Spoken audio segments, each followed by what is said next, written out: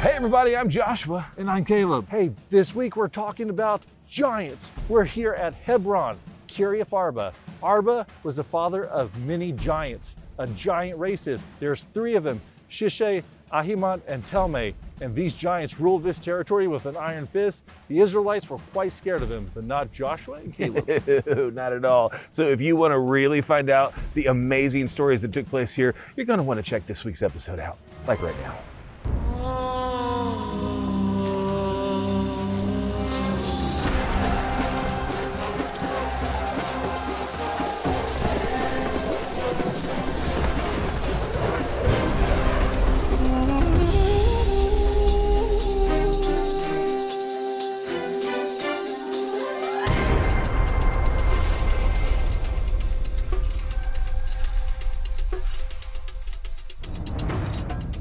These days are always my favorite days. I call them Super Friend days. Why Super Friend days? Because we get to hang out with super friends. We are on our way to see Chaim Nailspin and Israel Hannah, and they are super friends of ours. And I have been waiting for this episode from the start. I mean, this episode's all about Caleb ben Yefunah. Caleb, my man. And you even get to meet Aksa and Othniel. We're going to the territory that was promised to Caleb. Hebron. Hebron, it's my mountain. I've been waiting to go here my entire life. Well, unlike some of the sports stars you've seen who are first going to go to Disneyland, Caleb's been waiting to go here. It's my mountain. To Hebron. That's right. Guess where it's at, huh? Right in the middle of the West Bank. Don't worry. She's just a tad contested. You know, like contested enough where every single human was like, No, you can't go. No. but guess what? If I don't let this 42-year-old man-child go there, I'm never going to hear the end of it. I'm going to hear weird spit-pronounced words all day long. So we're going. All right, guys, back to the story. You know, last week, if you were watching, the conquest officially had ended. All the major battles were fought. And now it's tasked to get rid of the stragglers in the land of Canaan, those to the north and south and those on the coast like the Philistines. And so Joshua is going to release the tribes to go receive their inheritance. This is 1399 BC, 5 years after they first crossed the Jordan River and got into Canaan. The tribe of Judah is going to Hebron, and God has a very important message to Joshua, which really sets this all up. He says in Joshua chapter 13, verse 1, when Joshua had grown old, the Lord said to him, "You are now very old, and there are still very large areas of land to be taken over." All right, guys, here we are. This is my old stomping grounds. Back when I was 85 years old, I came here and I'm like, this is my mountain. I want to defeat the giants that were here. And everybody else was terrified, but not me. I'm like, hey, we can take these giants on. Pretty brave for an old guy. This is Tel Hebron, Tel Rumeda. This is the ancient Hebron right here. It's amazing. You know, I love your dad. How do you pronounce it in English? Yefunah? Yeah, in Hebrew, Yefuneh is like the one who turns and looks. He's decided to teach his kid, Caleb, well, the other Caleb, to teach him, hey, you're going to turn towards a certain path and walk this path. I think he instilled that in his son, his very name. Yes. And then Caleb, which is like a heart. Caleb means like a heart. And his heart was, in the same way, turned after God's purposes, even at age 85. He's like, I'm as strong as I was. How does he say when I was young? He says, I'm as strong as I was when I was 40 years old. Yeah. Joshua 14, 6 through 13. Now the people of Judah approached Joshua at Gilgal, and Caleb, the son of Yefunah, the Kenizzite, said to him, "You know what the Lord said to Moses, the man of God, at Kadesh Barnea, about you and me. I was 40 years old when Moses, the servant of the Lord, sent me from Kadesh Barnea to explore the land. And I brought him back a report according to my convictions. So on that day Moses swore to me, the land on which your feet have walked will be your inheritance and that of your children forever, because you have followed the Lord my God wholeheartedly. Now then, just as the Lord promised, he has kept me alive for 45 years since the time he said this to Moses. I am still as strong today as the day Moses sent me out. Now give me this mountain that the Lord promised me that day. You yourself heard then that the Anakites were there, and their cities were large and fortified. But the Lord helping me, I will drive him out just as he said." Then Joshua blessed Caleb, son of Yefunah, and gave him Hebron as his inheritance. Look over here, guys. Here we have Mikvot. We have these ritual cleansing baths right here. Every Jew knows what the ritual cleansing of baptism is. You know, you would cleanse yourself before you would go before the Lord. People thought, or at least, you know, when other non-Jewish people would dig up these sources, that these were not ritual baptisms. They did not want to attest that this was originally Jewish land, but this is just evidence that Jews lived here, dating back all the way to, you know, to the time of Abraham. You know, Abraham first came here, and then the Jews came back during the conquest of Canaan. And you see it right here. You know that baptism, people forget where it even came from.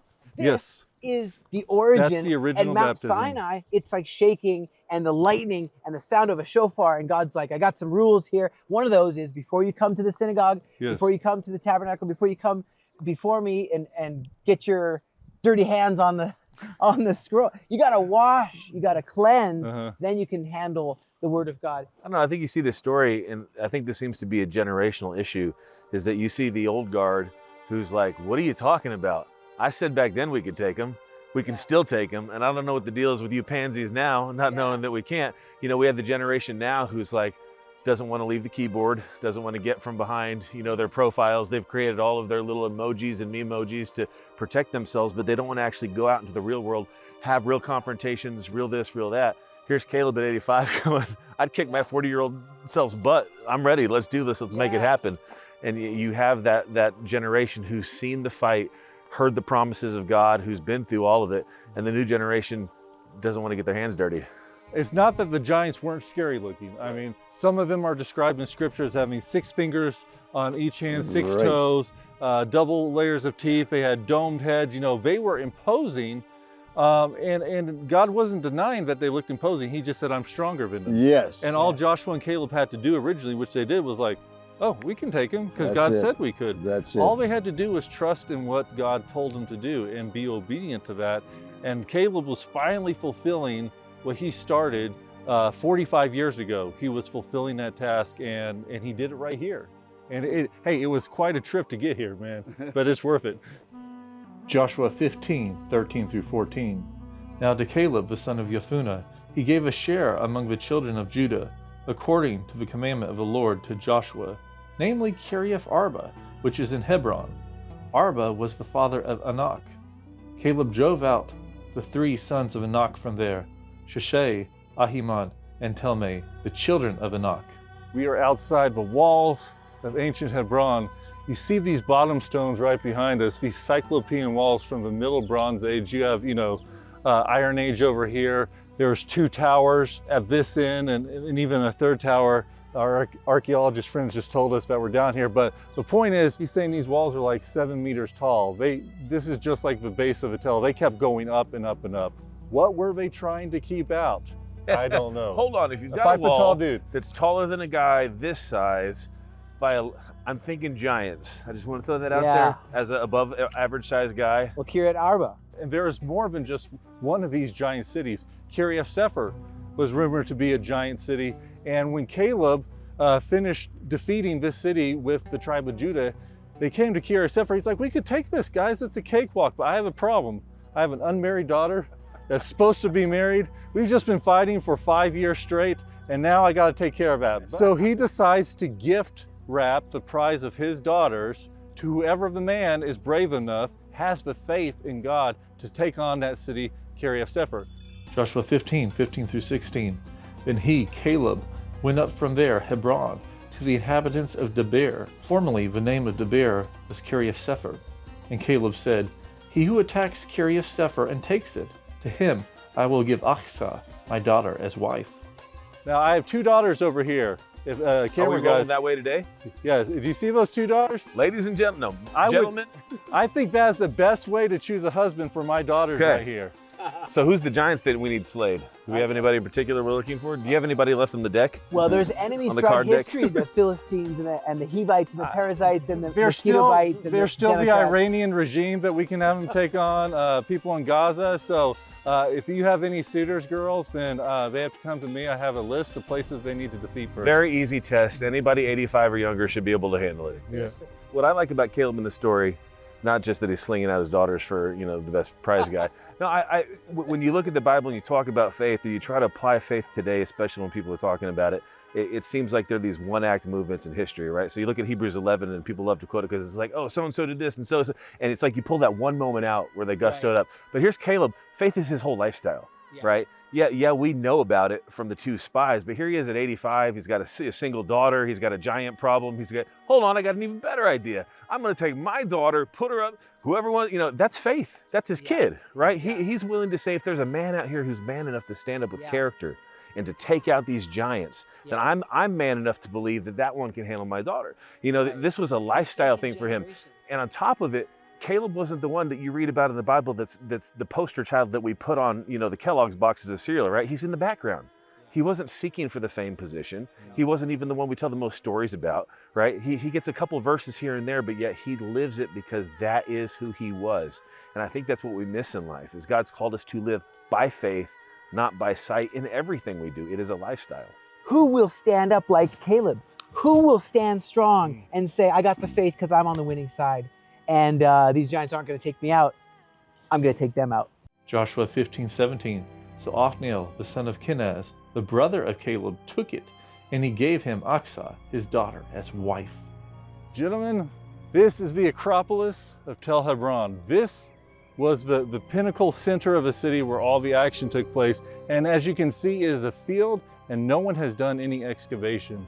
And for years, I've been reading stories about how people tried to start, and then the Arabs get all mad and they stopped doing any excavations. And we just heard from our archaeologist friends that they are indeed going to start very soon to dig up the ancient relics of the past and to find out what's really here. It's going to be amazing. That's phenomenal. I mean, there's springs here. There's things that attest to the biblical account. Yes. Right here in the disputed capital of Palestine. Oh, no. Biblical heartland of Israel that God promised. And David had a palace here, you know, it was his first capital. So surely they're going to find something awesome here. But back to that story, you know, of Othniel and winning Caleb's daughter, Achsah. So he did it. He defeated the giants on his own. He defeated Kirjath Arba. And after that, she had the boldness, Achsah, to go forth to her father and ask for a gift. She wanted a spring of water because she was eyeing the future. You know, she wanted to take care of her family. And they're in a desert place, you know, and she wanted to make sure that her family had a future. They had water to feed their flocks. And she knew that she was going to be having children soon. And with that boldness, what did Caleb do? He gave her more. He gave her 2 springs. And not far from here, they have found ancient Kirjath Arba with 2 springs of water there. This story is special to me because this is a time period in history before the world knows anything about God's grace and about God presenting himself as this loving father.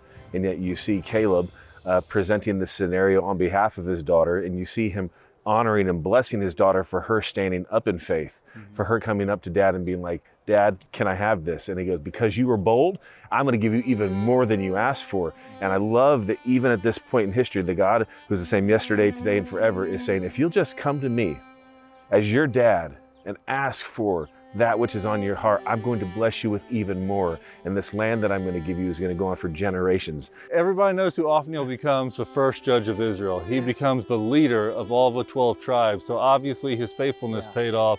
He had to take that step of faith, and Caleb was just grooming him for the position that he would take in the future. Hebrews 10:38. Now the just shall live by faith, but if anyone draws back, my soul has no pleasure in him. I'm here with Chaim Shkolnik. You are an archaeologist. You're about to endeavor to dig up more of Tel Hebron. Thanks for joining me today. Well, thanks for having me. It's a great honor. You've been taking us today to so many amazing sites. You're actually the head officer for all Judea. Tell me what you do. Well, in one sentence, I would say we are protecting the antiquities. Yes. Of all the periods, of all the civilizations, of all the peoples who lived on this land. And that includes, a variety of measures. Some active actions, some passive actions, sometimes law prosecutions. Depends on the case. And, yes. So what do you plan on doing here at the citadel of Tel Hebron? What's coming up? So as you already understood, as you could see yourself, most of the city had not been excavated yet. Yeah. Only the outskirts and next to the wall. usually outside of the walls, or when it's inside the city, so it's against the wall. Mm-hmm. This is the first capital of Judah. Yes. This is the first capital. Here, the history of the Jewish people started.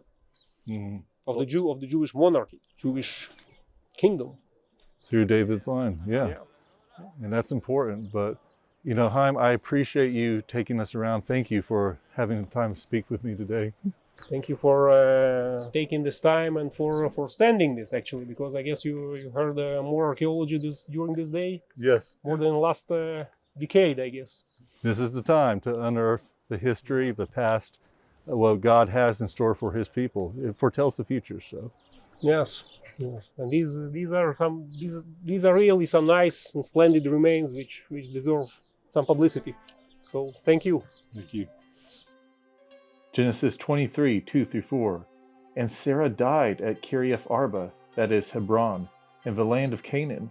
And Abraham rose up from before his dead and said to the Hittites, I am a sojourner and foreigner among you. Give me property among you for a burying place. All right, guys, here's a very important part of Hebron. We're surrounded by apartments on all sides, but you see right here, here's part of the early Bronze Age wall of the city, and here is a stairway that leads up, assumingly, to the gate of the city, and the same Middle Age, Bronze Age wall that goes up to it. So people are believing this is from the time of Abraham, guys. So Abraham would have to ascend up here.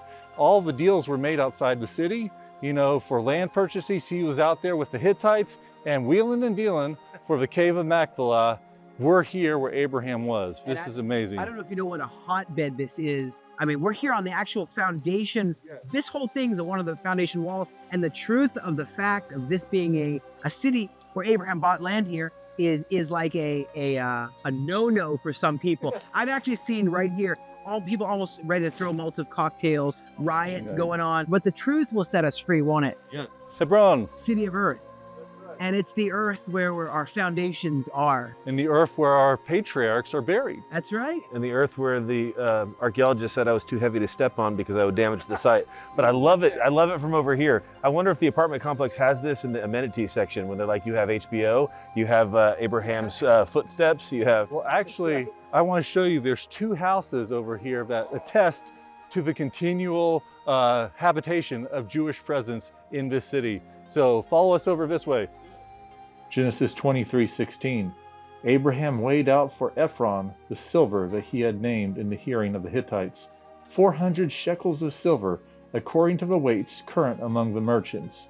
There's two homes behind here, ancient Jewish homes. There's layers here from, going down to 2300 BC, homes from the time of King Hezekiah, and they're Jewish homes. And we can attest to that, can't we, Chaim? We can, and there's actual findings here which prove that beyond a shadow of a doubt. Yes. But just before that, you can actually see the layers of how it was a building that was destroyed and burnt by enemies. Yeah, ash layers right there. Yeah, the ashes of the town and then rebuilt another time. And in these layers, from the time of King Hezekiah. It was a lot of money they paid. He only wanted the cave, but he ended up having to pay for the cave and the field. I think it all means something because Yes, there's it no does. dispute anymore about who Abraham is, both in Islam, both in all history. We know who he was and what he did. He could have won it in a fair fight, but it's not what happened. He decided to buy it. And I think that was God's providence for the generations to come, including me. To prove we have a deed. Genesis 49:29-32. Then he, Jacob, gave them these instructions. I'm about to be gathered to my people. Bury me with my fathers in the cave in the field of Ephron the Hittite. There Abraham and his wife Sarah were buried. There Isaac and his wife Rebekah were buried. And there I buried Leah. The field and the cave in it were bought from the Hittites. Guys, what could be better for a grand finale than showing up at the site of where our patriarchs, our Jewish fathers are buried, on top of the cave where Abraham, Isaac, Jacob, Leah, Sarah, Rebecca was buried. And some say even Adam and Eve. There's no evidence to prove that. But not Rachel. Rachel would have been near Bethlehem. Exactly. What about Ishmael? Huh? He didn't make it. He didn't make the cut. Oh. That's interesting too, isn't it? It is very interesting. Today, there is a mosque inside. and That's what church, I was really asking. synagogue. Whose team's in charge now? It's kind of split between the two. So Gotcha. Yeah. it's a site of a lot of contention. If you look up in your history books, different conflicts happened here in the past, and that's why we're in a very contentious area right here. It's true. And even the fact that the stress you feel when you're here, like, is there going to be an outburst of some violence? I know we had our charity with the Aliyah Return Center. It was blocked just over that way by a mob. It was on TV. I popped up my phone. I wasn't in the car. And they're like, they're almost getting lynched. So it is a stressful time. And, 1948, because a conquest stopped around 1511. They stopped taking land. They're like, we'll chill with what we have. But you know what's the opposite of chilling? Is if suddenly, boop, you're not in your armchair chilling. And 1948 happens, and the Jews are coming from Europe and coming back home to the Promised Land. But it kind of awakened and coming to live here in Hebron in 1948, 1967 as well, when the 6-Day War, and suddenly more Jewish people are living here. And that presence, that affirmation of God's word, of God's covenant promise that he'd bring us back to the land of Abraham, Isaac, and Jacob, kind of is a clash with another jihadist narrative. When you think of this was purchased 4,000 years ago, it's a very long time. And that is, to me, the very first conquest of Canaan, not by the sword, but by the dollar, by the shekel, by the silver coin. This is where Abraham proved and verified, this is for my people. I have the deed. This is where they will be buried, and this is the land they will inhabit because God promised it. Well, the most unique part to me about the journey, because every place that we've gone that has been land that was given, right, to Abraham, and Joshua did this, and Abraham did this, there wasn't one blanket move. You had to listen to God for each one, right? So like you said, Abraham didn't come in with a sword on this one and take the land. He bought it. He overpaid for it, right? Yes. That's what God told him to do. But over in another spot, he took it by, kicking butt and taking names. And Joshua did it. There isn't a moment in life where just because God's given it to you, there is a fill in the blank answer for how you have to listen to God on how you were supposed to take the land, acquire the land, how you keep the land. Everything, just because you have an inheritance doesn't mean you don't have to take it, because the enemy is constantly trying to come in. And I think that all these stories kind of prove that as you walk in here, you just feel that constant tension we talk about everywhere is constantly the enemy trying to test that. Oh yeah, you're gonna keep that? Is that yours? You sure? Because I have the keys now. Woohoo, I got the keys here. Give me your keys right now. Well, if y'all want to go ahead and distract everybody else, I'm going to go climb in the tomb and see what I can find on that Stetson. I wouldn't do that if I was you. I got this. Let's catch my breath here for a second. Is that dinner? Is that? Okay, yeah, we'll do. I'll come back later. The Bearded Bible Brothers is an outreach of Zola Levitt Ministries. Visit levitt.com to subscribe to our monthly newsletter, The Levitt Letter, or call 1-800-WONDERS. Check out our resources we have available on our online store, or learn more about our tours to Israel, Greece, and Petra. You can also visit beardedbiblebros.com to subscribe to weekly digital updates through email and watch our online videos and content. Your donations and love gifts help us continue our mission to bring the gospel to the Jew first. We thank you for your faithful support. Our resource for this program, the book, The Mountains of Israel, the Bible and the West Bank by Norma Archbold. A profound ignorance exists today concerning the land of Israel, thanks to the false picture presented by news media. The so-called Palestinians claim their land was stolen by invading Jews. Learn the true origins of Judea and Samaria, the incorrectly named West Bank, and why this territory belongs to the Jewish people. Call 1-800-WONDERS or visit levitt.com for the Mountains of Israel. What? Is this Athens, Texas? No. This is Athens, Greece. That's right, guys. The episode's not over yet. Now, throughout this series, we've been focusing on Satan's plots to take over the Promised Land through his proxy vassals, these world-devouring kingdoms. At first, it was Assyria, it was Babylon, it was Persia. Now we're talking about Greece, the Greek Empire. So we decided to come here to Athens and to the Parthenon behind us. The Parthenon was a temple to the so-called virgin goddess Athena. Now, if you think about Las Vegas as being the Sin City of America right now, Athens was the Sin City back then for idol worship. Everybody came here to worship the demon gods. It was the hub of it. But Greeks dominating swell across the world, that was going to begin with a young man by the name of Alexander the Great. Daniel 8:8. Therefore the male goat grew very great, but when he became strong, the large horn was broken. And in place of it, 4 notable ones came up toward the 4 winds of heaven.